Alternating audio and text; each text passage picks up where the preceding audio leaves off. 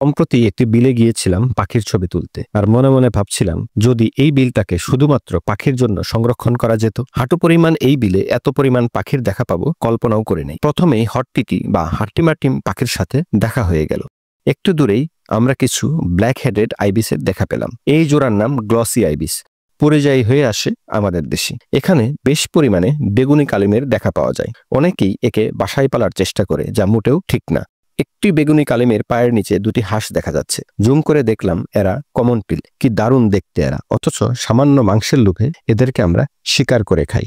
যদিও হাজার মাইল পাড়ি দিয়ে এরা আমাদের দেশে আসে। এই পাখির নাম জলমুরগি। এরা কালাপাক ঠেঙ্গি। এরাও পরিযায়ী হয়ে আসে আমাদের দেশে। এই পাখির নাম জলময়ূর। প্রজননকালে এদের চেহারা দেখার মতো হয়, যা যে কাউকে মুগ্ধ করবে। ছোট ডুবুরের ছবি কোনোভাবেই তুলতে পারছিলাম না। অবশেষে কোনো রকমে ক্যামেরা বন্দি করতে পেরেছিলাম। দিন শেষে পানি পোকার কামড়ের প্রচন্ড যন্ত্রণা নিয়ে বাড়ি ফিরেছিলাম।